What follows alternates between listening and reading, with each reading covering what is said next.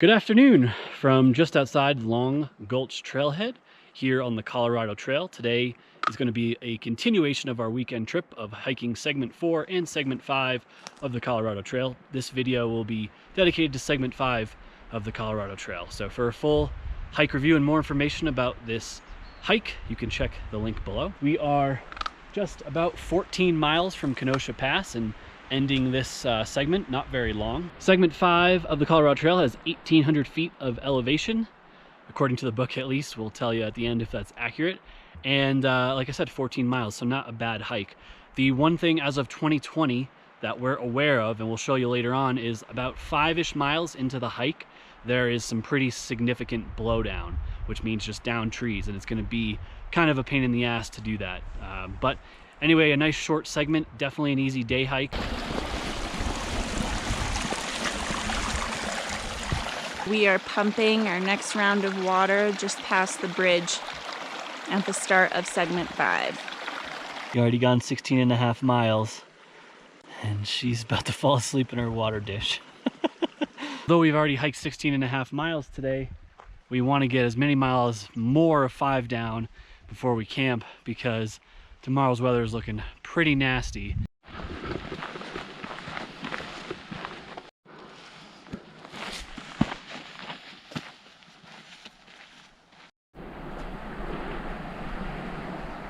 Entering the Lost Creek Wilderness here, so no electronic vehicles, including drones. Beautiful views of basically where we came from, which was up over that hump and in the valley here.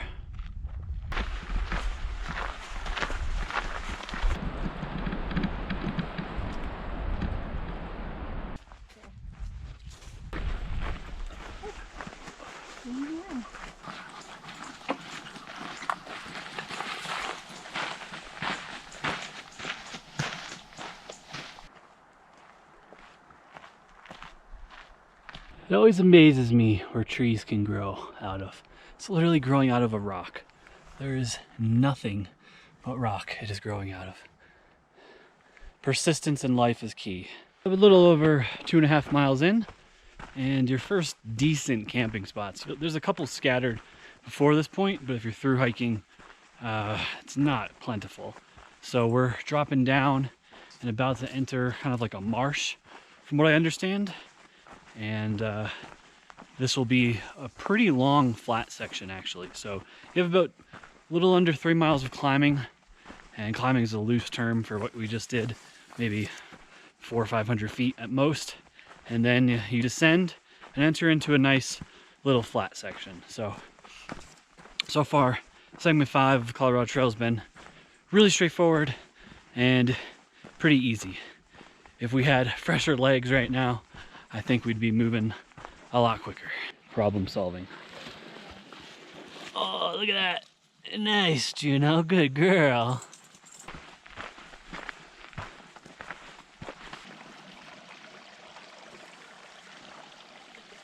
This is the marshy area I was talking about before. It's pretty obvious, but this is the start of the blowdown. The trail is literally right there, and you can tell there's going to be some finagling this, but do my best to show you what we do along the way here. Traveling southbound, the first couple have not been bad.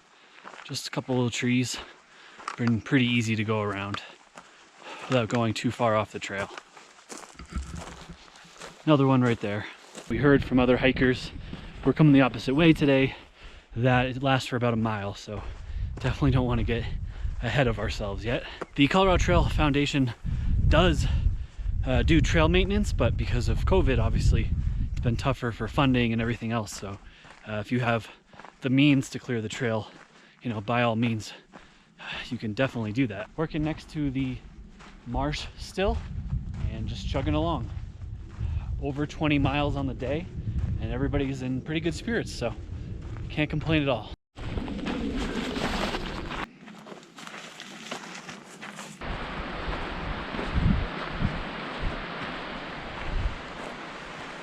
This is what we're standing in the middle of right now on the trail.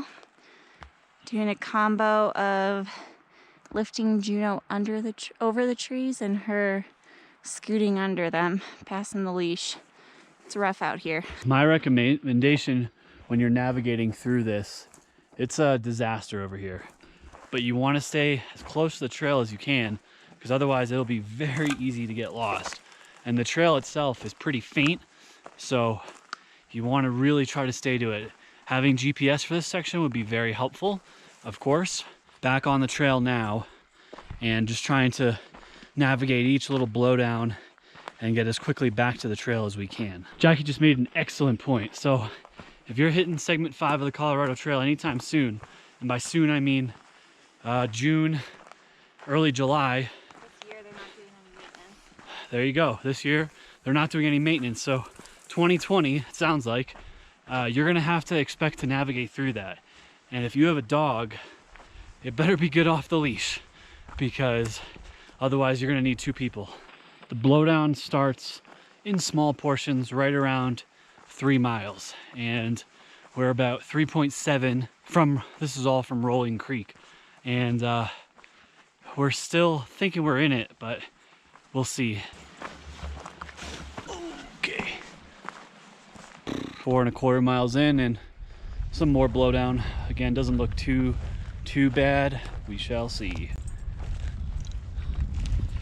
For those wondering, we took off Juno's pack because it just would be such a pain for her to have to crawl under some of these blowdown trees with that extra height to her. And it's working out so far so good.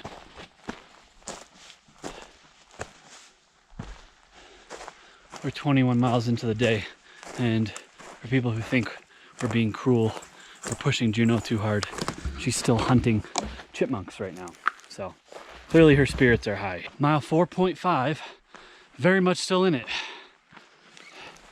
Spirits are getting very frustrated. It's like we found the entrance to our campsite. Perfect little spot, nice bench situation over here, and it's right by the creek. What more could you ask for? Enjoying this nice little stream here. Like I mentioned, our camping spot is in a prime location, so really happy about that. I think after the down tree area, which I believe we're out of now because we go uphill right after the stream into a different vegetation, it looks like. We're all kind of mentally getting burned out, so very happy to have found the camping spot we needed right at the time we needed. So really happy about that, and we ended up doing just about 21 miles today between segment 4 and segment 5, and it was definitely probably pushing it a bit, but again, we were just trying to knock out as many miles as we could because we knew that bad weather is coming in tomorrow. So I mentioned earlier that segment 5 is a lot more crowded, and while we've seen more people on it, it's not anywhere near what I expected. So maybe tomorrow will be a different story. Maybe everyone else has a brain and is avoiding hiking tomorrow at all because it's supposed to like rain and snow all day, but we'll see. But we're just gonna make some dinner here and just relax and enjoy the beautiful night ahead.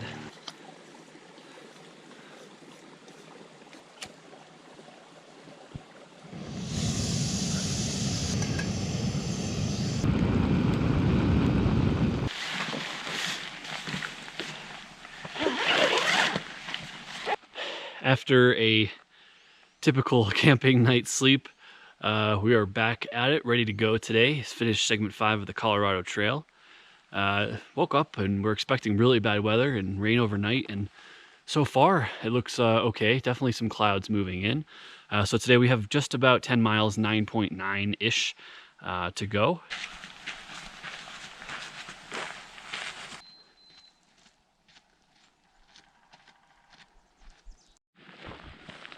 Might be hard to pick up, but it's snowing.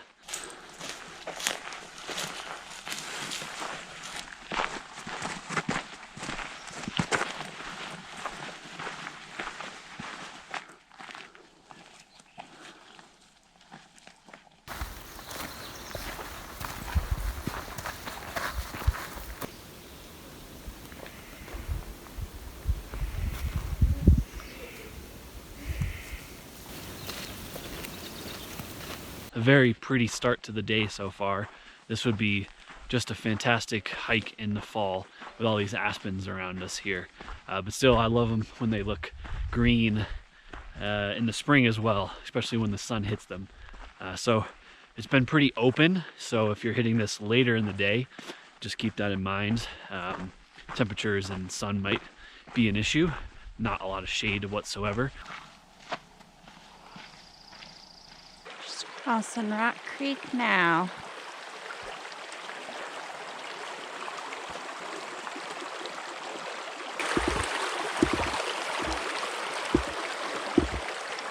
Once you cross Rock Creek, you're going to want to take a left, and then you're going to take a sharp right shortly after that.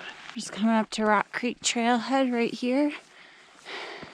So you can see there's a little parking area, a little map, but we are going to continue on this way on the trail. Tell you what, it does not feel like the end of May here. Just snowing really hard.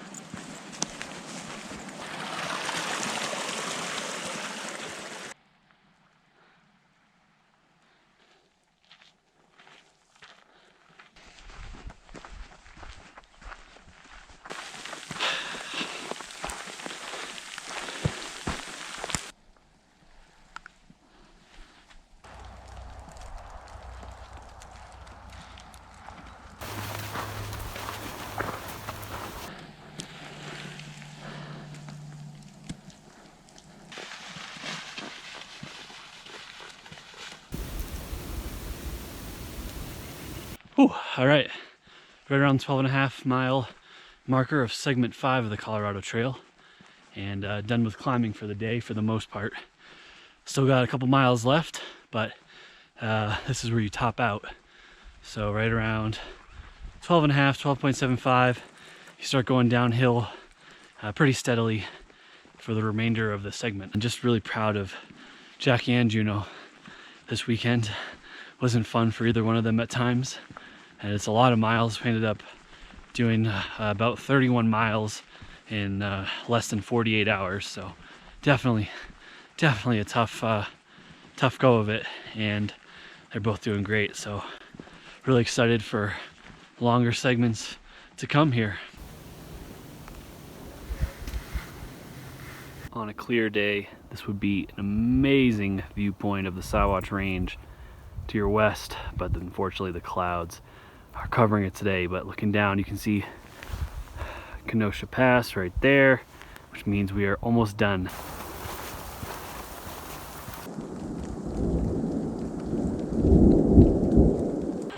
What a way to wrap up segment 5 of the Colorado Trail. But when people ask about Colorado weather, this is pretty much textbook how you describe it. But definitely the most beautiful trail segment of the trail so far, even though we couldn't really see most of the good aerial views. But overall, an enjoyable hike. Certainly a day hike if you want to do it. This weather is so nasty, so I'm going to wrap this video up pretty quickly. For a full description of this hike and everything I brought on the trip today, you can check the description below. If you want to watch more Colorado Trail hike content, you can check the Colorado Trail playlist I have below. Please subscribe not to miss any future hiking related, Colorado Trail related content. And as always, we'll see you on the next adventure, and hopefully with much less snow. 5 in the books.